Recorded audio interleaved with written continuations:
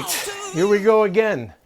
We got a bunch of these line planned for you, but also we're going to take requests. Robert and I were discussing that after last episode on It Takes Two. So send them in. Let me know what you want to do. I've gotten some prepared only because I haven't talked about some of these in the past on other shows, podcasts, or YouTube. But I'm happy to go back and retrace some of the steps. I have seen some comments on the song called Stay. That seems to be a favorite. So I'll go back, and I couldn't play it right now because I can't remember the song. How's that? But I will go back and learn that, and we will respond to your requests. So that's a little bit of our shopkeeping. Now getting into the big pitch.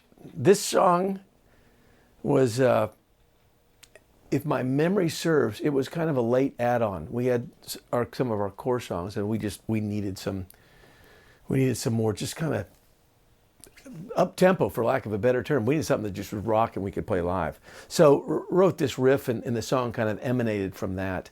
I mean, it's just a guitar song. And I will say that Robert Baker, again, I know all you guys follow Robert. If you don't, you need to check him out because he knows what he's doing. He's a great player. And it's on YouTube. And he doesn't have a name for the show. It's just called Robert Baker. So that's where you find him. It makes it simple. But this was one that Robert requested. He really liked this. So we gotta honor that. And I cut in line a little bit. Good, which is your prerogative, right? So this song is, I mean, it's a little simpler. It's not layered guitar parts. It's basically a guitar part. I may have done a little doubling in there. It sounds like it to me. But it's predicated pretty much on a rhythm guitar part. And the thing that we were discussing right before we started rolling the cameras, when it gets to the solo, I really hadn't thought about this because I was trying to learn just the solo on this thing. And Robert suggested to me that really kind of the secret in the sauce here was the rhythm part behind the solo. It's almost its own song. So I'll get into that. But let me start taking you through some of these licks. Again, I'm on a little bit different gear than I used in the studio because they were rather large Marshalls. And I'm in my, I got my little new pedal board, which I love, and I'm going into Rev amp, which I freaking love. I used it on my project, and I've fallen in love with these amps. But I'm just going through the clean channel and using some of my distortion that I described a couple episodes ago. So.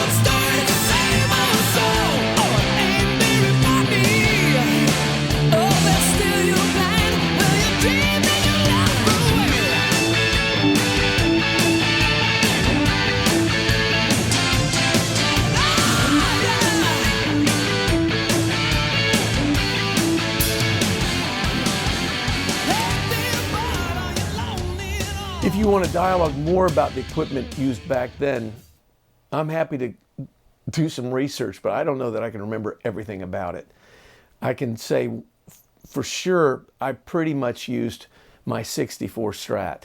That was pretty much the guitar I used on everything back then. I may have brought a couple other guitars, but that was pretty much, I basically had one speed, and it was that guitar. So this riff, I don't know, I can't remember when it came up. It kind of sounds like the Bamba to me now that I play it. That's basically what it is, from G to A, right? It's again, it's in the palm muting and in the.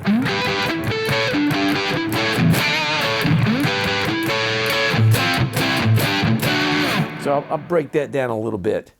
Probably could be single chord. That sounds better. And basically, what I'm playing the triad, right?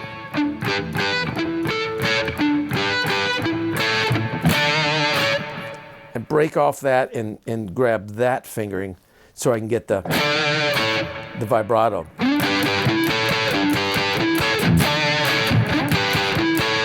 Then it's a C chord, C sus, D sus.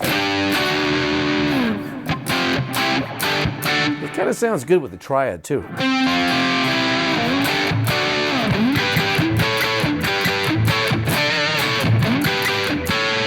And the way I get into the key of G from the key of A is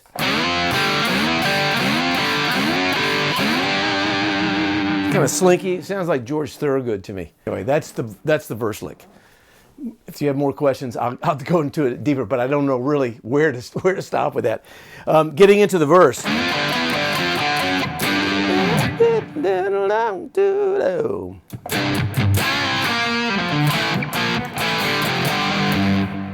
Same kind of deal.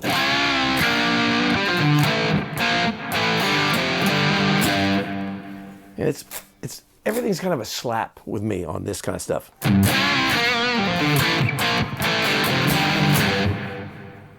Two, three.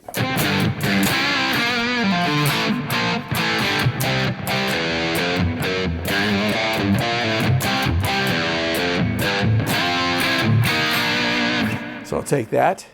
So the riff.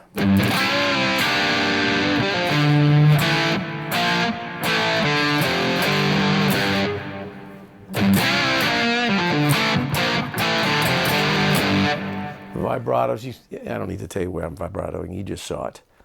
E section, C chord, all palm muted.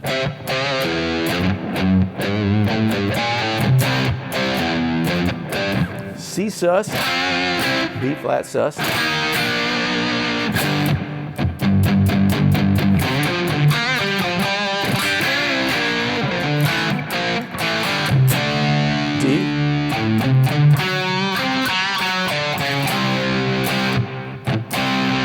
So when it hits the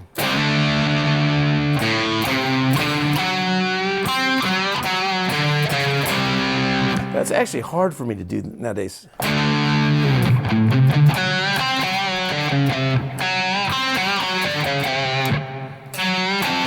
That's something I'm going to be practicing right there, just that technique. Because you really don't want any space in there. And I think I'm actually playing it the way I want to. It just doesn't feel great.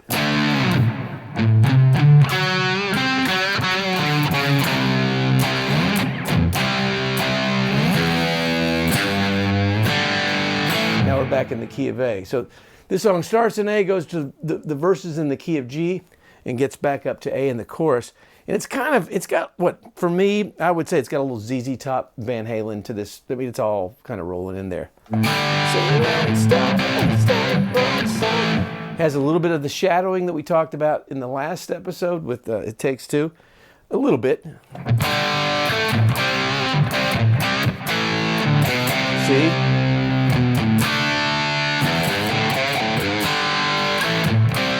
If I were doing it nowadays, the second lick, I would I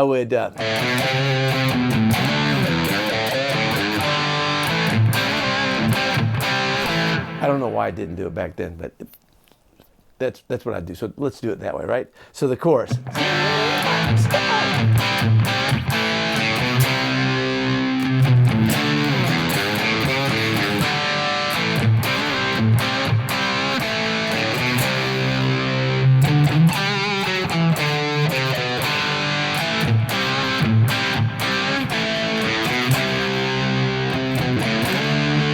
Up F, same lick.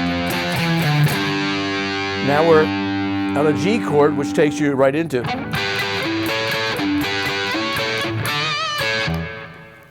hopefully that makes sense. If we were sitting together, I would say, what do you want me to show you about that? I'm going to slow it down just a little bit more just so that everybody's covered. It's just the attitude, right? I mean, the notes are fairly simple. I mean, there's some lines. If you listen to the old record, a lot of this stuff is doubled by the bass. So we worked out these arrangements. But ultimately what you want it to do is feel like effortless, kind of like in my hero for rhythm guitar playing in rock music has always been Eddie Van Halen. Everything is thick with him, right? It's even getting down to a part like this. You can if you're an Eddie fan like I am, you can hear all that influence in me. I'm just channeling it, and I play it the way that I play, but the way that he would mute, palm mute, and have all the dynamics within basically one. I mean, he wasn't using any pedals, right? He's just going straight on in. But it's the same kind of.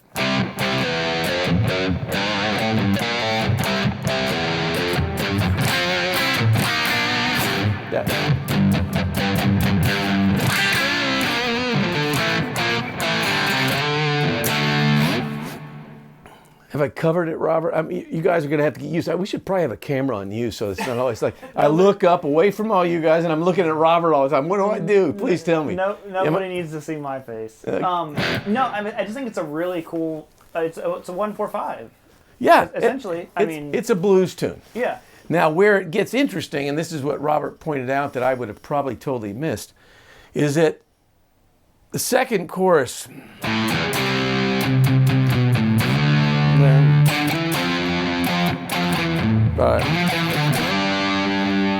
Then here's I'd call this the pre-solo, right?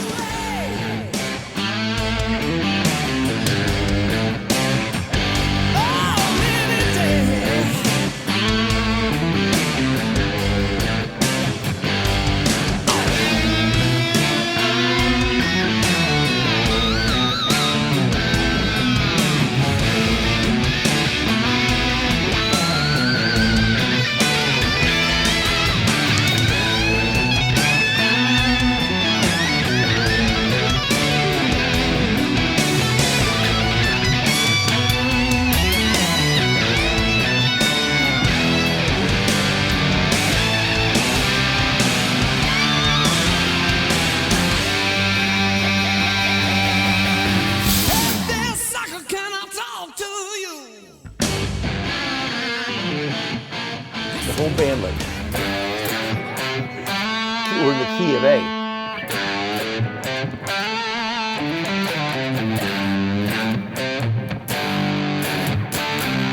So that's a G. If you want to get technical, that's a G to a D chord. It just has an F sharp in the bass. So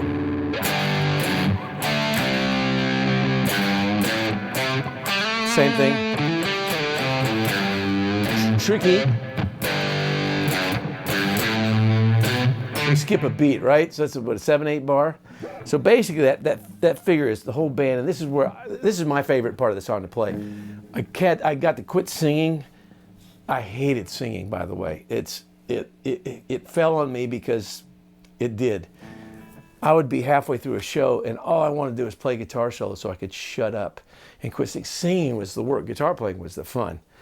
But I remember at this point in the song, I thought, God, I at least have 40 seconds to stop singing and get a breath and play the guitar. So I waited for this section.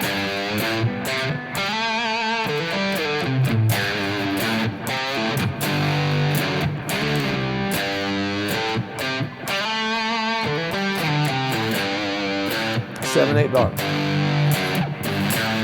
Key of B.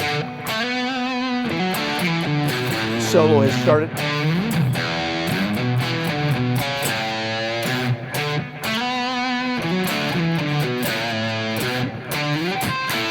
E sus, D sus.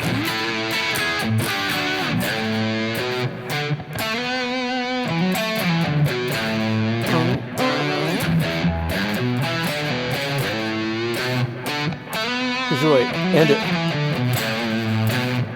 E.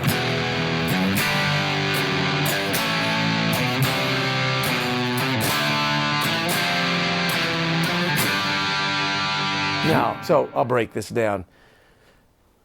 the main lick is the same in the key of A, which is where we ended the chorus, and then we modded for the solo. Key of A, bending off that G.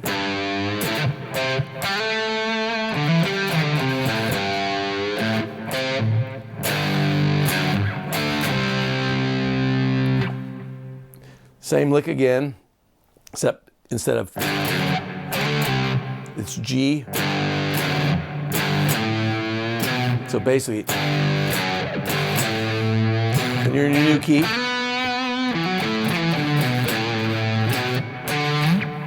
when we go to the 4 chord, the E chord, new lick.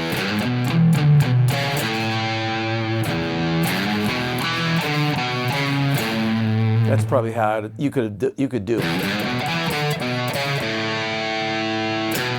an open A, but why?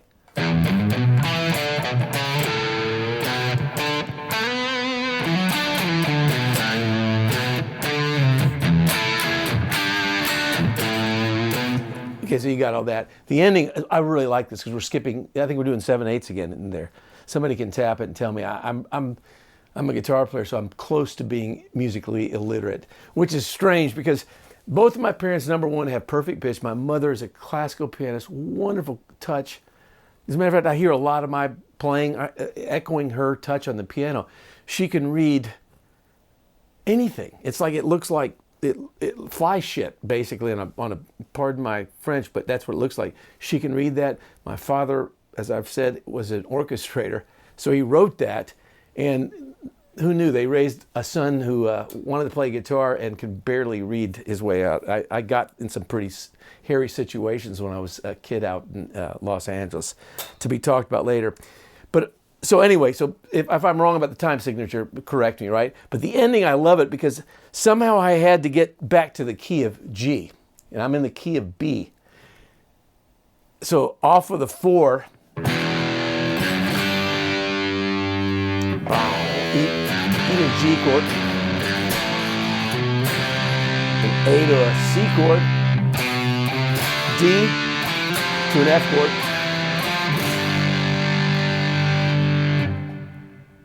it just felt right. I don't know. I knew I needed to get from the key of B to the key of G again. So it just worked, you know.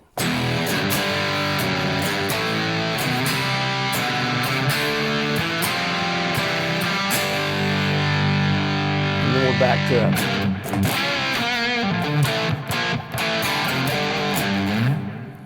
a little difference on this last verse.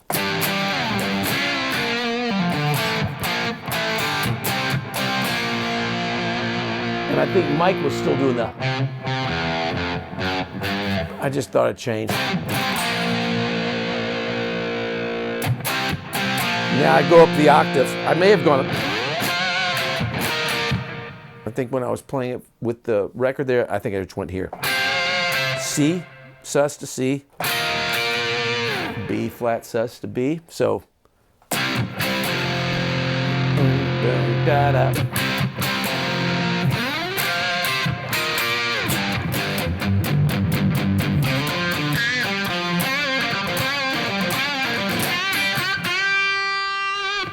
It's a little derivation from it. Again, it's interpretation, it's personality. I like the fat. It's all about. You get that? Think about Tom Bukovac's bass when he plays. That's the sound I'm looking for. Anyway, that's it. Guitar face. I have a horrible guitar face. So. One thing you mentioned that I think was interesting is you said it just felt right. Yeah. So how analytical were you of the stuff you were writing? Were you like how much theory and chords? Like you said, I just needed to get back to B somehow, or I need to get from B to G, and you're like, it just felt right. Yeah, well, that's it. I again, a little foggy memory going back then, but we're in the key of B, and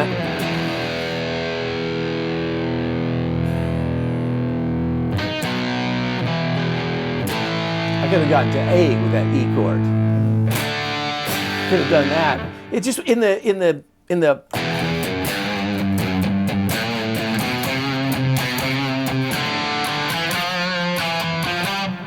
I think it was just trial and error. I think that's all it was. I think I was hunting around, and it may have come to me really quickly. It may have taken me days to figure that out. That's the mystery. I have no idea.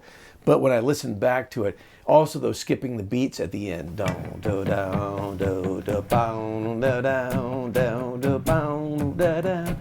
I love that kind of, tug and pull. You can't dance to it, that's for sure. I guarantee my wife didn't like that part of the song, but.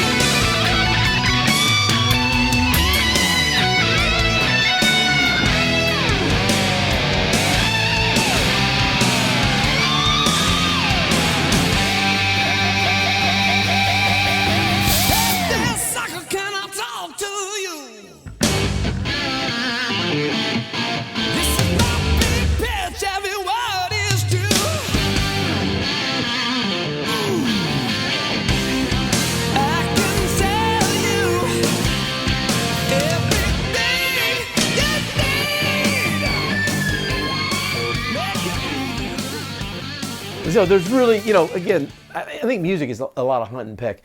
I spoke about this the other day when I play solos. A lot of times, especially nowadays, I just noodle around, play, improvise, and usually something, and it always tends to be in the first 5 minutes, something pulls me. And that's the intuitive part of playing. And then, I'm jumping ahead to this record that I just cut. I found out that 80% of what I was playing in the first 2 takes before I knew something was usually the best start. That was the best composition. And then what I would do, because I wasn't trying to play technically, I'd extract the best melodies out of it that I possibly could, and then try to maybe, try to get the transition pieces one to another, because that's sometimes where, when you're improvising, you can tend to be a little sloppy on that. So it's using both right and left brain to come up with some of this stuff. You feel something, go at it, be messy, don't worry about making the mistakes. And then once you kind of see the essence or hear the essence of what you're doing, then you go back and you try to connect the dots. And I think that's where composition comes in. So there's place for both of these things. And this solo, I think Robert was commenting that he thought the rhythm part was as good as the solo, and I have to agree. There's some cool licks on the solo, because and also you notice I don't have a Floyd Rose. I haven't used a Floyd Rose since those days. I took it off of my Strat and never went back. The reason is I just hated restringing guitars, and it just took so long because of the clamps. Plus, in the 90s and going forward, there just wasn't as much use for the dive bombs, at least with the music that I was working on. I like these. This is one of James Tyler's. He put this on his guitar. I was using a Wilkinson, which this is kind of like a Wilkinson. The only locking mechanisms that I have are on the tuning heads themselves. So there's very few wraps. You can lock them in, but it's not perfect. It goes out of tune a little bit more. It's not. Robert has some great Floyd Rose guitars here, but for the most part, this kind of works. At the end of the solo, when I was doing those dive bombs, if you noticed, you could hear that the record, they were much deeper than I can do here. I don't know even if I could dive bomb as low with this wang as I did with a Floyd Rose, but I approximate it. And no apologies. I haven't felt pulled by the Floyd Rose in a long time, so this is where I am at this point. But if you remember.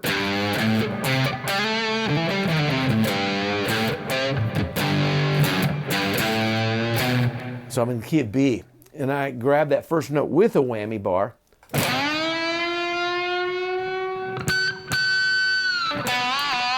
I think I may have grabbed the harmonic on that. Right, so.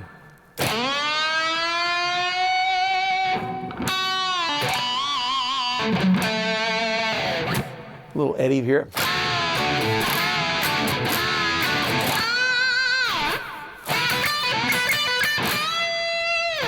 So. And this is kind of my...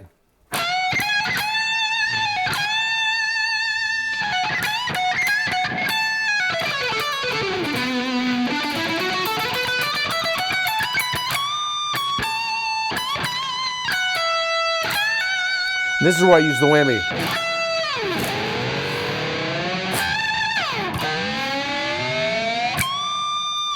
And then I'm at to the D chord. So I'll see if I can break that down a little bit slower. The first bend, so I started in the key of B, right? Starting from that E note. But as opposed to starting right on the E, I dip down a little bit lower. And get up there, right? Then, sound like I got up to the D, maybe. That. So.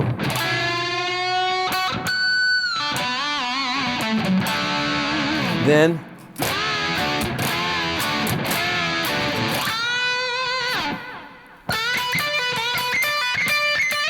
Or I probably bent it.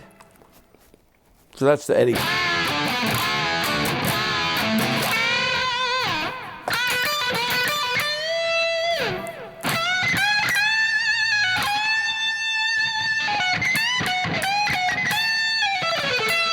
This is where it's hard. I have a hard time slowing down.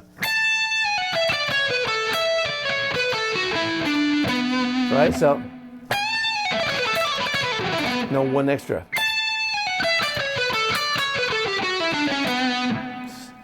You know, if you're playing it that fast, it really doesn't matter how many notes, but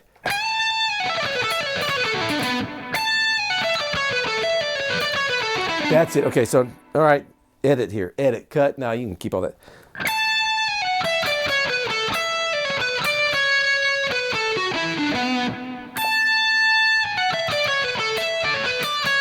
Yeah, a little triplet. Fast.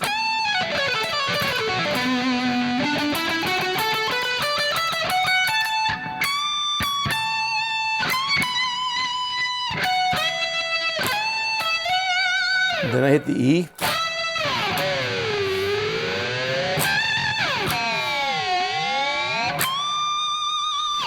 And then to the G harmonic. 101, we all love that, right? So that's really that. It's more, it's not as melodic of a solo. It's just vibe. It's just having fun. But if you get it, even that, if you get that low B in there,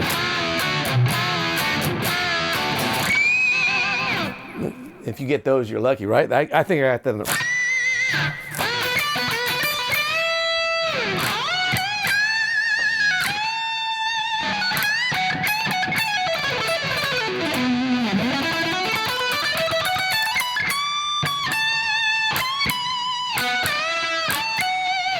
The rest I've shown you. And this thing, I stayed in tune pretty good. So I was getting ready to comment on that. You know, God, I've seen Jeff Beck play so many times, and no locking tremolo for that guy. And I think this was another thing that I think Patrick Leonard told me, that he didn't really tune the guitar. Now, I find that hard to imagine.